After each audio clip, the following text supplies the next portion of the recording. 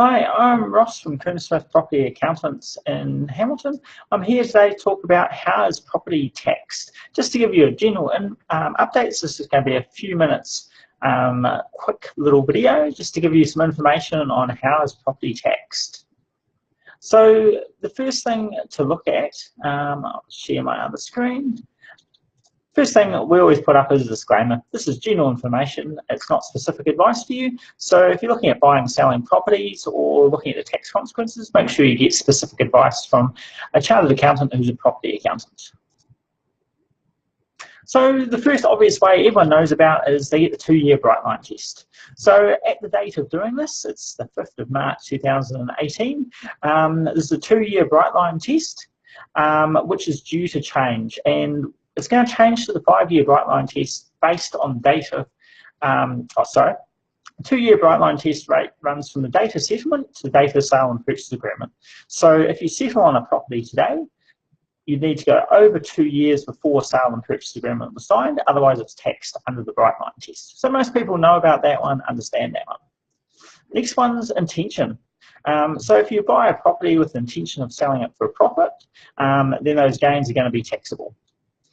So that's pretty easy, and IRD starts to look at your history. So if you have a lot of buy, do up, sell, buy, do up, sell, buy, do up, sell, buy, do up, and sell, you're going to start to create a pattern, which is then going to mean that your intention is probably really buy, do up, and sell for a profit, so it's probably going to be taxable. Next one's taking or association. So something like I might have a company that's doing trading properties, and then might have a company that's holding properties. Those two are going to be tainted by association. So my trading company is going to taint my holding company. So if I'm busy trading properties, then I buy a long-term hold. If I sell that long-term hold within 10 years, the gains are going to be taxable. Same if my wife was a trader and I was a long-term hold, I'm going to be tainted by my wife. And then if I buy a rental in that period of tainting, sell it within 10 years, the gains are going to be taxable. Subdivision, this is one to be careful with. General starting point for subdivision is it's taxable. So if you buy a property, subdivide it, sell off the back section, starting point is that the sale of that section is going to be taxable, especially if it's rental properties. So make sure you get good advice around that, but there is also some good exemptions, especially around personal homes and how long you hold the property for. One that a lot of people won't know is zoning changes. If you had a property outside the town boundary and then it's been rezoned inside the town boundary, if you've sold that within 10 years, again, the gains will be taxable. So make sure you think about that. Just because, you haven't done development, you haven't done a subdivision, it can still be taxable under the zoning change. So it's whether there's 20% increase in value because of that zoning change. So be aware of that one, and it does reduce over time. Then I have my lucky last one we're going to go through before I'll discuss the 5-year bright line test quickly. And this is the worst one. Everyone hates it. It's completely unfair. And it's the builder's rules. So I might just be a normal accountant. I buy a long-term hold. I bought it 20 years ago. I've kept it till now. I sell it. It's going to be a long-term capital gain. It's just a long-term hold, nothing special. Held for long-term, no problem. Take another example. Maybe I've got Joe, my mate, who's a builder. He bought a property 20 years ago. He's held it for the last 20 years, and just last year he decided to do some major renovations. He completely gutted it, renovated it, extended the kitchen out, put a new deck and fence up, a whole lot of work. Well, he's caught by the builder's rules. So if he sells it within 10 years of those major improvements, then the gains are taxable all the way back to 20 years ago. So the rule really sucks, to put it nicely.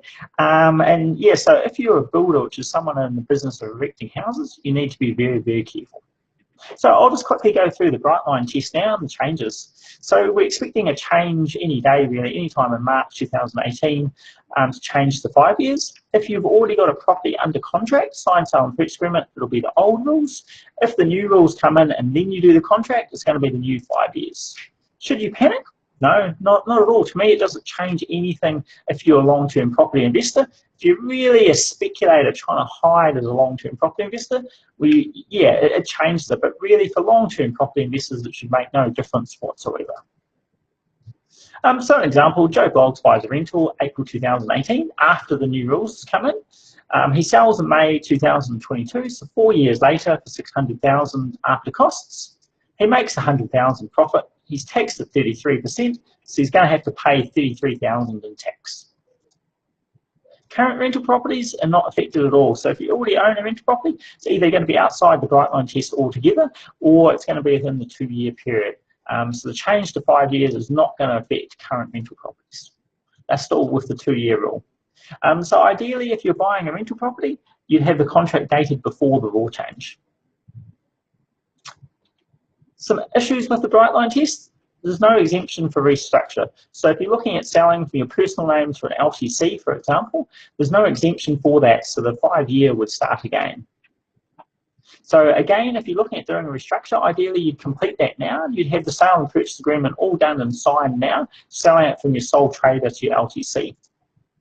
Just be very careful though, that you can actually, still be caught under the 2-year. So if the sole trader's only owned it for 1 year, then you'll be caught by the 2-year bright line test. So you need to get specific advice around that and be careful with restructures.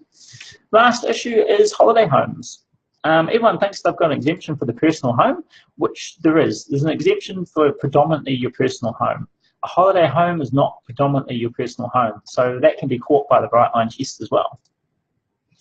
Share changes you need to be careful with. If you do a share change deliberately to try and get around the bright line test, chances are it's caught by this rule, and it is actually caught by the bright line test.